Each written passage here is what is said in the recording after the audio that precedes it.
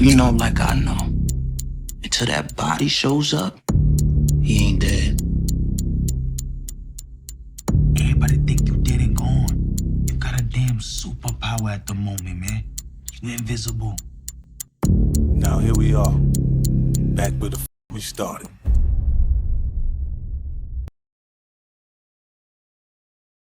Throughout the history of not just Power, but also in real life, we know if you don't completely crush your enemy totally, there really could be a strong chance he or she could bide their time, become more determined, angry, resourceful, and wait until they're strong enough and ready to seek revenge. We saw Kanan do it in Power. Shit, we've seen 50 do it in real life. If you're gonna come for the king, you better not miss. And that's one of the 48 laws of power they've implemented a lot across the Power universe, especially in Raising Kanan. But if you're going to take a shot at the king, if you're going to take a shot at the devil, don't miss. You took a shot at the devil and you missed. So now that we know how Unique survived, now that we've seen early Tyler help Unique get back up on his feet, which did take a while, he's now got the upper hand because everybody thinks he's dead and gone, but really, he's invisible. The person who actually put him in this position is no longer here, but Unique is obviously not 100% right in his mind. He believes Rock, Kanan, and Ronnie all conspired against him to not only just take him out, but to take his operation. So, he's going to be out to cause as much damage as possible to the Thomases. But Season 4 Episode 1 was very different to anything that we've seen before in the Power universe. The entirety of the first episode actually takes place between Season 3 Episode 5 to Season 3 Episode 10, which actually takes place within a 3-month time span. This whole episode we saw various different perspectives to various different storylines, and I will be explaining the timeline in this breakdown, piece by piece, chapter by chapter, so make sure you guys stick with this video till the end, so it does make sense. But this was the whole idea of Kanan's narration. Before you can figure out where you're going, you gotta look back at where you've been. There's things that happen that seem like they didn't mean nothing at the time, but then you realize they mean everything. The flashback isn't just a storytelling device, it's a different lens for us to see the characters making sense of their current situation, from Unique surviving, the constant struggle Lou was facing, the difficult decisions Rock had to make, all the way down to Jukebox making her decision in regards to whether she wanted to join the army. His narration tells us, the way we initially viewed the events from Season 305 to 310 was incomplete. We didn't get the full picture and we missed certain details. So these flashbacks fill those gaps, because there are some moments which happened which didn't mean anything at the time, but this flashback highlights those moments we overlooked, which now give us a new perspective. That's why we sometimes have to revisit the past, look at the chain of events which led us to this particular moment. We have to connect the dots because we didn't peep it at the way we needed to at the time, because at the time we weren't looking or overlooked certain things. So just like I put a lot of emphasis on perception, different perspectives, connecting the dots and looking at past events, such as evidence, facts and findings, to make my overall judgment, that's Kanan's narration in a nutshell, which actually fits really nicely in terms of the overall theme I base my channel and breakdowns on. Sometimes we do have to zoom out and look at the situation from a different angle, and when we do, guess what? We're going to see things in a different light. So we're going to be breaking down the timeline of events, and of course we're going to be running through the theme of revenge, family, how these characters were still battling with their own identities, and the clues that we missed from Season 3 Episode 5, which will then lead us right back up to this moment here. But first, let's take it back 3 months.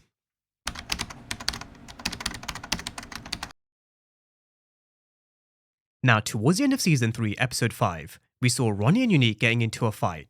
That was after Ronnie told Panessa Unique was sleeping with Rock. Unique then found him at the tailor shop, and we saw Unique getting the upper hand and actually beating Ronnie. But when Unique had his back turned, Ronnie sucker punched his younger brother from behind.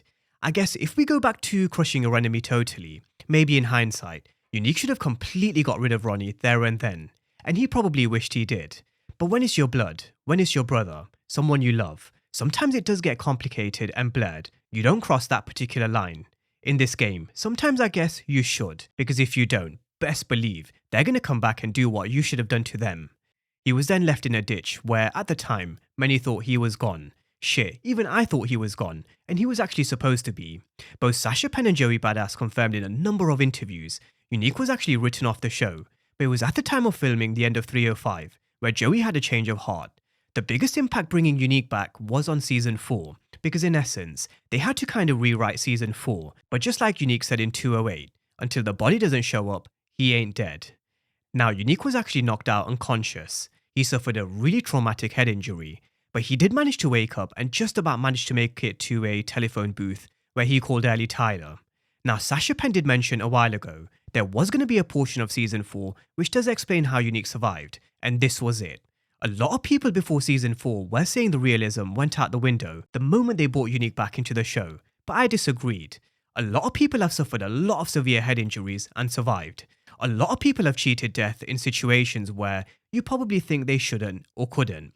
Just taking 50 Cent as an example, he was shot 9 times at close range, but when it's not your time, it's just not your time, and it certainly wasn't Unique's. So is it unrealistic? Definitely not. People have survived a lot worse. However, he really was in a bad way. So it was a good job early Tyler came and found him when he did, because any longer, he probably would have been gone. Now, early Tyler is a character who has been mentioned before. Marvin mentioned him way back in season 1 when Rock was thinking about moving her stash house. And Ronnie also mentioned he was going to flip this car to early Tyler in season 3, episode 5. He's a neighborhood institution and a good friend to have in your corner. That's only if you can afford the high financial price of his friendship. Now, he didn't take him to a regular hospital or doctor. He took him to a vet, and rightly so. Like he said later on, we don't know who's out there that might want to finish the job, just like Unique's guys tried to do with Lou in season 1. The doctor also mentioned he had multiple head fractures. He would survive, but head traumas like the one Unique had was going to be a very long and a very difficult road to recovery. He not only needed to be in a proper rehabilitation center with constant care, but when he wakes up, he could be different to who he was before. He mentioned personality changes, and again, this is something Sasha Penn and both Joey Badass mentioned before season 4. They hinted Unique won't return the same. He'll show traits like rage, irritability, symptoms that basically align with CTE, or post-traumatic brain injury, and I do want to break down 3 or 4 issues in particular: personality changes, cognitive impairment, and the physical and mental effects of CTE or post-traumatic brain injuries. Now, before season 4, Unique was a real smooth talker, calculated, ambitious, someone who had a certain swagger and way with words. You could say funny and charismatic. Post his brain injury suffering from CTE or brain trauma, the doctor said he may show aggression or volatility. So it's safe to say, I don't think he's going to be the same charming character we saw before, at least not yet anyway. Now, before season 4, we kind of touched on how it could affect his memory, although I don't think that's the case because it doesn't seem like he's forgotten much. A bit later on, he mentioned it was Ronnie that kind of put him in this position, and he also mentioned he needed to speak to Panessa and Jerome. But with his decision making, normally Unique is quite smooth, but now you can probably argue where he may be very volatile, who just makes decisions based on rage, anger, and revenge, just like he was about to do with Lou later on. Now, physical and psychological effects. Now with this one, sometimes you just don't know what his brain injuries could do to him a bit later on in the long term. For example, when we saw him a bit later, you could tell he may be suffering from real bad headaches going forward, which is normal for what he just went through. And we also don't know whether it could be kind of wearing him down a bit later on. So based on the doctor's prognosis, personality changes, cognitive impairment, physical effects, as well as psychological, before season 4 I mentioned 2 aspects we really had to consider when it came to Unique, which was how he recovers physically but also mentally.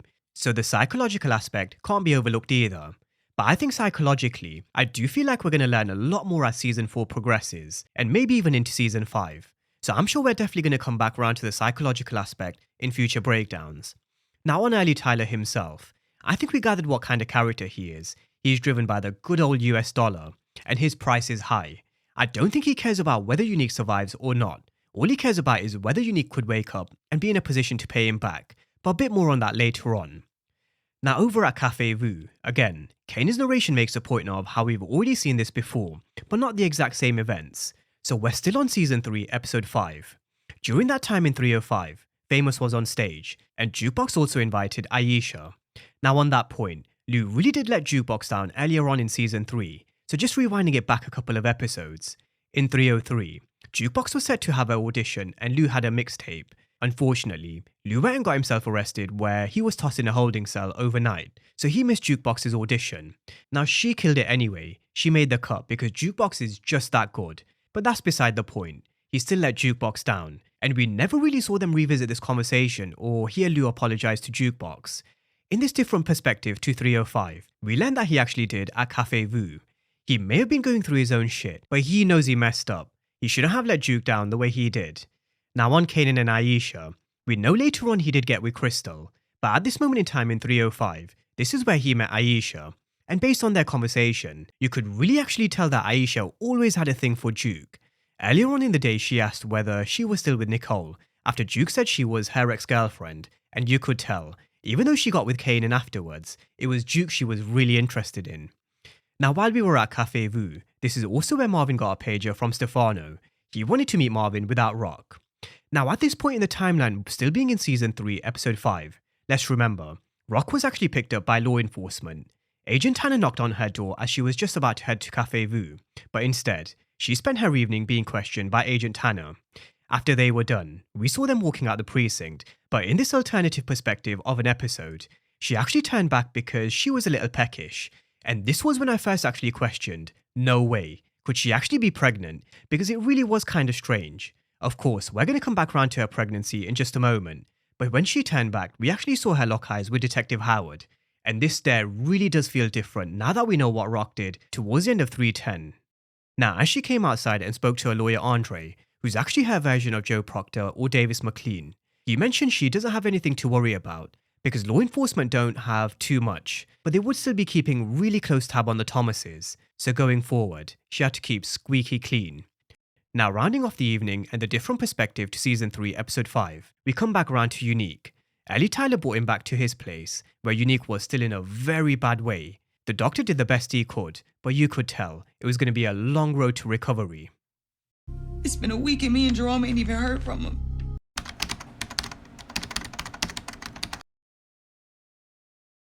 Now just to establish the timeline, there was actually 1 week that passed between Season 3 Episode 5 and Season 3 Episode 6. In 401, Aisha also asked Jukebox whether she was coming over for dinner later that week while they were at Cafe Vu, which we did see later on. So, this next chapter does take place between that 1 week gap between Season 3 Episode 5, heading towards the end of Season 3 Episode 6, and I'll explain why when we get further into the timeline. Now during this period we had Rock throwing up, and then later taking a pregnancy test, which did confirm Rock was pregnant. So for those who guessed it, or had an inkling during the moment where she said she was hungry, you were definitely right. Of course, the question then turns to, what was she gonna do? And we'll get there later on, because for this particular breakdown, I do want to make sure I follow the timeline of events. Now with Marvin, let's not forget he received a pager from Stefano while he was at Cafe Vu. And this was actually the first time they'd met, which was before Season 3 Episode 6. Marvin mentioned they'd never met face to face like this before, but he did hear good things from his sister. Stefano also mentioned he wanted to put a face to the name after what Marvin did for him at the end of 302, which is of course, deliver the mail to one Sal Baselli. So when they actually had this meeting in Season 3 Episode 6, when Marvin came with Rock, Stefano had actually already met Marvin, they were just keeping it on the low. Now Stefano really appreciated the professionalism of Marvin's work. He called him a true professional, but he also had another job for someone of his expertise. This time it was for his son-in-law, Tommaso. He'd been disrespecting his daughter, Paulette, but he didn't want to get any of his guys to put him in his place because, with the Italians, it does get complex, so he asked Marvin to, give him a good talking to. Now with Kanan, at this moment in time, let's remember, he was still in a hot bother. That was because of the gun they found in his bag in 304, the gun that Rock intentionally planted. And this was a throwback all the way to Season 1, Episode 1, when Dr. West encouraged Kanan to take the test to go to Stuyvesant. At the time, she told Kanan that there was no limit to his potential, and there was nothing worse than squandered talent. Of course, we all know he threw his entrance exam, but here was Kanan wasting his talent, and it does actually make you think of the same scenario as Ghost. You had a chance to go to Choate. What? You said you didn't have a chance.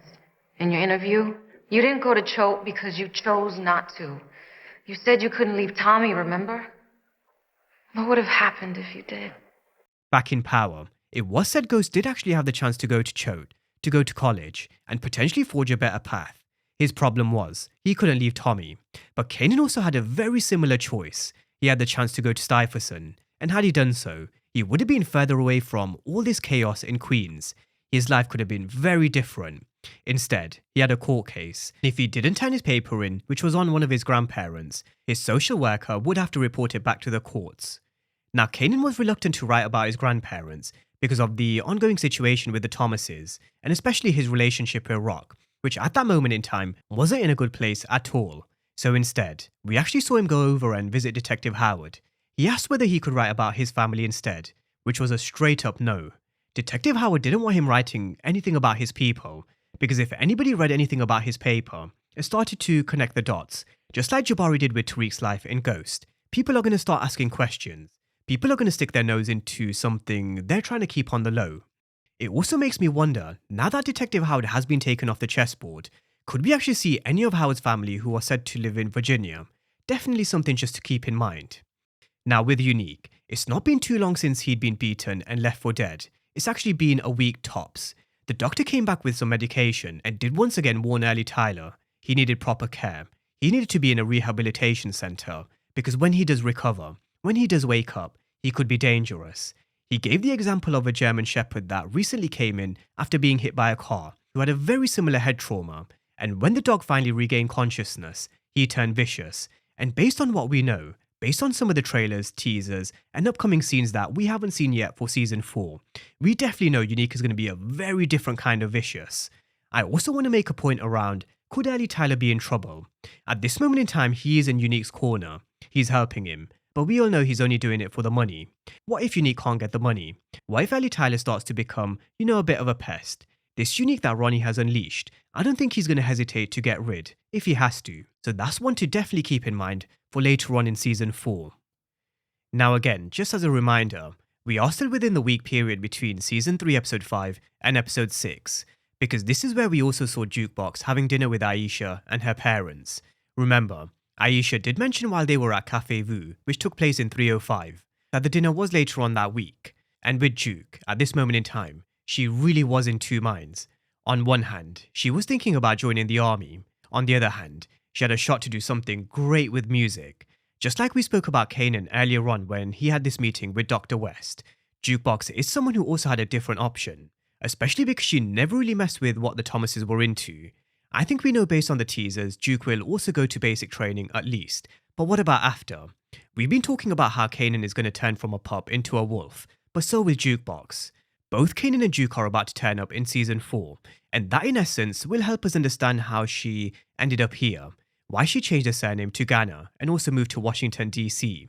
Whether we'll get all the answers in Raising Kanan, I personally don't think so. I think this is one which may rumble on into Power Origins.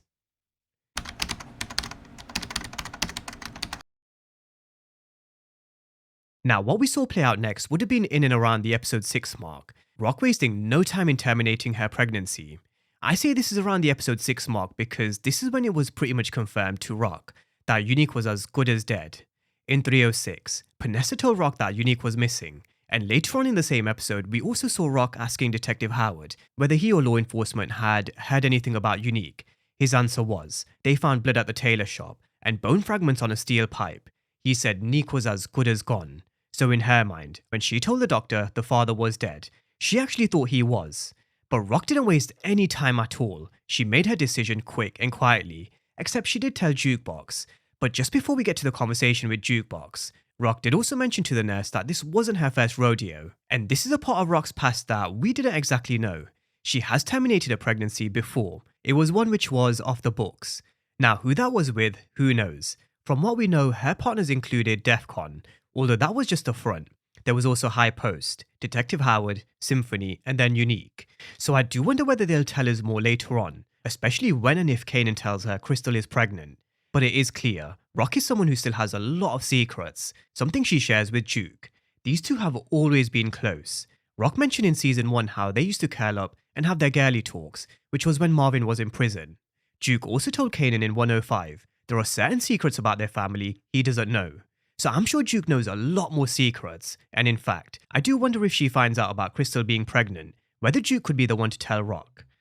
Now I guess something to kind of just wonder while Juke and Rock were talking is, would she have ever considered keeping the baby had she believed Unique was alive? Taking it back to her conversation with Symphony in 107, she did actually leave the idea of having another baby open. That was with Symphony, so who knows, let's see if she ever kind of lives to regret this decision. Now speaking about Rock's history and past, let's talk about Elijah Thomas. Kanan went to see Joyce because he wanted to do his assignment on his grandfather, someone who we have heard about in drips and drabs across seasons 1 to 3. In season 1, we learned he was into music, he was also a boxer and did whatever he could put his mind to. But in conversation with Shirley, Lou did also mention in the end, he just gave up. Now, learning about Elijah Thomas, you need to speak to various different people because not everyone will have the same perception or have seen things through the same lens. Kind of how we're viewing episode 401. We're actually looking at 305 to 310 from a different lens. From Joyce's perspective, Elijah Thomas did have a strong spirit, but he did what he did because he didn't like his life and also the world around him. For most of his life, he believed he could do anything he put his mind to. However, from Marvin's perspective, Elijah Thomas was selfish. Him giving up meant that he had to step up and be a father to Lou and Rock. I'm also sure at one point it was implied Rock's parents at one point were also using. So, he thought what he did was weak. By doing what he did, he left them more problems behind, which I do kind of agree with. He took the easy way out. But what about the people you leave behind? What about your family that needs you, that needs your support, that needs a father figure? Marvin still loved his pops, and his best memories was when Elijah Thomas took him to fights. So I guess you could argue where Lou got his inspiration for music. Marvin got his toughness from his pops, when he used to take him and Rock to his boxing fights. But even though he did have good memories, even though he did love his pops, it doesn't mean that he forgives him for what he did. And this is exactly what Joyce meant about different points of view. It definitely is important to look at certain things from a different lens. Now, around this particular time with Unique, we saw him getting up and telling Early Tyler he needed to get to Panessa and Jerome. But the state Unique was in, there was no chance. He still had a very long way to go. Later on, when he was feeling a tiny bit better, we actually learned he doesn't actually have any kind of memory loss, even through his head injuries. You can tell he definitely still is hurting. But memory loss isn't one of them, because he clearly remembers Panessa and Jerome. He clearly remembered it was Ronnie who did this to him. However, Early Tyler mentioned something very similar to what Kanan mentioned to Tariq in Ghost when he was sitting in prison. He said someone would have been dictating Kane's moves from behind. That's what Early Tyler mentioned to Unique, as well as telling him he had a superpower at this moment in time. And this is something we spoke about a lot during the lead up to season 4. Just like we saw Kanan use the fact that everyone thought he was dead to his advantage back in Power, we're going to see Unique doing exactly the same. Kanan was able to cause absolute chaos and terror, and at this moment in time, with everybody believing Unique is dead, he has the exact same advantage. All he has to do is lay low for a little while, recover, and then attack when he's ready. At this moment in time, he's invisible, just like we saw a bit later on when Lou stumbled out of Cafe Vu. If he took the shot there and there, the Thomases wouldn't have even thought to name Unique as a suspect. That's the kind of superpower Unique has in the early parts of season 4, and he sure is going to use the element of surprise. However, the problem Unique had at this moment in time was, he had no eyes and ears in the streets. He had no idea what people were saying or what was going on. But that's where Early Tyler came in to do some recon.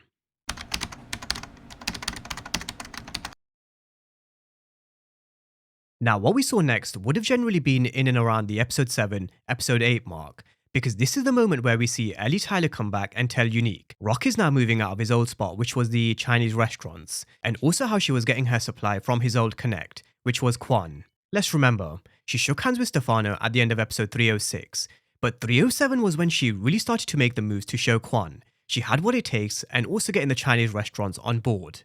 He also mentioned Kanan was working with Ronnie, which only ever kicked off in 307. So now we're up to episode 307 and 308. But just before they do get talking about what's happening in the streets, we did see Unique just sitting, watching TV, which I do think we have to address. Now, if you're wondering, this definitely isn't Jeopardy. I'm sure someone in the comment section will be able to tell us exactly what show this is, because I have no idea, but it definitely isn't Jeopardy. But back to Unique. Rock has taken over the Chinese restaurants and Kanan is hanging around with Ronnie, so you can actually understand why Unique believes they all conspired against him. Ronnie was the one who tried to take Unique out, and now he just happens to be hanging around with Rock's son. They all know what Rock has done in the past, or at least the streets have been talking in terms of what Rock did to DEFCON and High Post. That's what she does. Unique believes that she reeled him in, let him get his operation up and running, only to take it from him. He was jumping to all sorts of conclusions, but some of it does actually sound plausible. The problem is, he doesn't have the full picture. At this moment in time, he was only getting bits and pieces from Early Tyler and what he was hearing and seeing in the streets. But you can understand Unique's point of view, why he was so angry, and why he says Rock may think he's dead, but he's never been more alive. Now with the Thomases, we've got Lou who's still struggling with alcohol. Again, you can tell this is around the episode 7 mark, because this is when Lou was really beginning to spiral out of control. But in regards to his perspective of Elijah Thomas, he said he's still learning more about his pops himself, But what everybody else couldn't tell him was that Elijah Thomas was a creator. He was one hell of a horn player. He loved music. He was his own man and never took shit from no one. His death also hurt Lou, just like it did with Marvin. But now that Lou's older, he definitely understands his father a bit more. He understands why he did what he did. Death is easy because life is hard. So compared to Marvin, Lou actually understands why his father made his choice. Maybe more so in this moment in time because of everything that Lou was going through and dealing with. From D-Wiz in season 1, Scrappy in season 2, and then Scrappy's mom in season 3. It really does feel as if Lou's story arc is going down the exact same route as his father. I do think we will see a redemption arc for Lou. I've always maintained I can see him getting back up on his feet, back into the music industry and doing what he does best. But I also feel like they are leaving the clues to suggest his fate could end up being just like Elijah Thomas, where later on, he just accepts death. But definitely a topic we'll dissect a lot more in the coming weeks. Now, over the last few days and weeks, Marvin's been scoping Tommaso, Stefano's son-in-law. He had a run-in with him and his little Italian buddies during a previous evening, where he had to hold himself back. Let's not beat around the bush, they were definitely racist. But this is Marvin being different. He knew that weren't the moment to strike, but this was. He gave him a good talking to, and I think Tommaso heard him loud and clear. However, I do think this probably will end up being a problem later on. I wouldn't be surprised if Stefano keeps going to Marvin for favours, where one eventually goes wrong. Let's also not forget, Rock has no idea, yet, but I have no doubt she'll definitely find out soon. Now speaking of Rock, as Kanan works on his assignment that evening, Rock walks in. Although we never really got Rock's perspective on Elijah Thomas, because clearly there's still a lot of tension between them. They really weren't getting on at this moment in time, but it doesn't mean Rock doesn't love Kanan, and she made that point clear. Everything she's done has always been to protect Kanan, although it will be interesting to see how he reacts to Rock getting rid of Howard.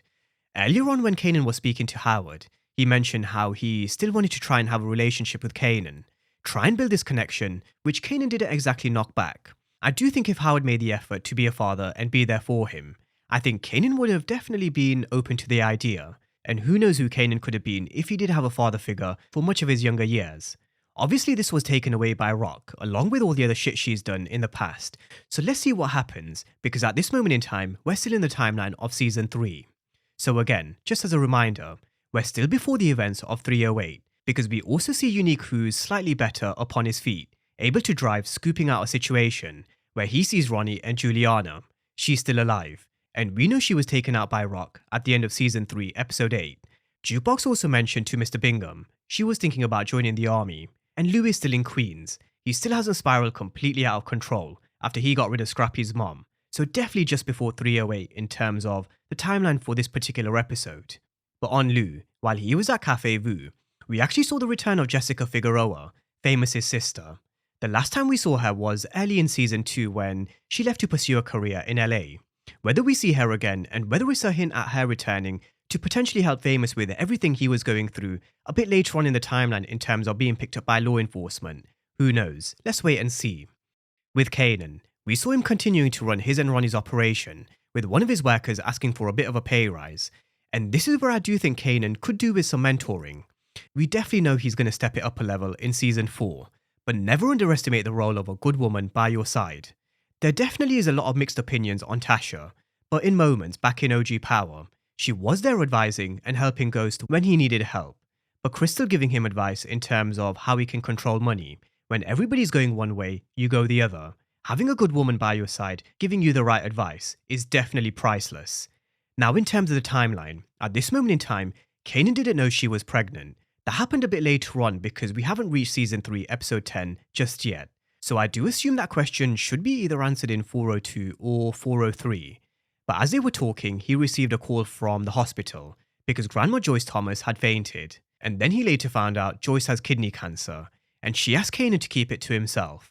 None of the Thomas siblings know at this moment in time, which is a common theme with the Thomases. Keeping secrets from each other really runs through their blood. But in terms of Joyce having kidney cancer, maybe this is why we see Rock crying in the trailer. Maybe this is who Kanan goes to visit at the grave. Just a thought.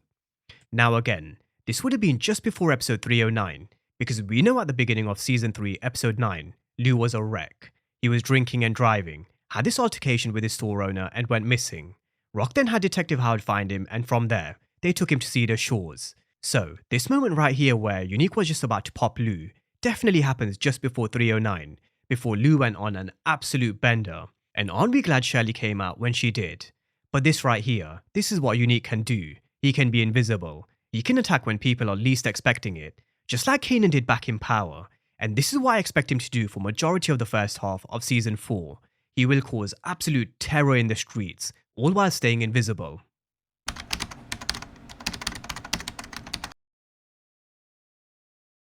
Now, as we approach the end of the episode, which gives us a different perspective to 305 to 310, we see Rock having a meeting with a counsellor post her terminating her pregnancy.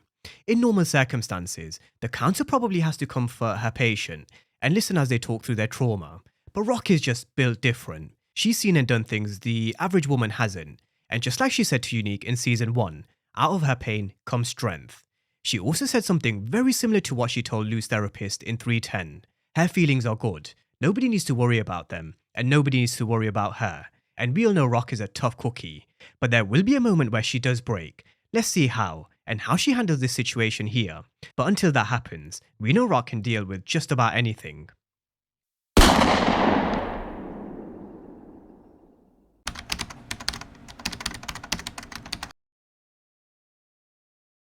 Now here we are, back where the fuck we started. Now here we are, back where we started, 3 months later.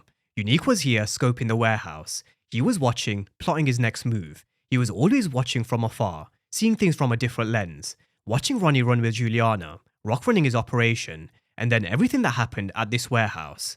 I'm also sure he wanted to be the one to get rid of Ronnie, but now it's on. He'll probably believe this was Rock's plan all along, and you can be damn sure he's going to cause absolutely chaos coming for the Thomases. So now we know how Unique survived. Now we know all about the other events. Let's see how it unfolds for the rest of Raising Kanan Season 4.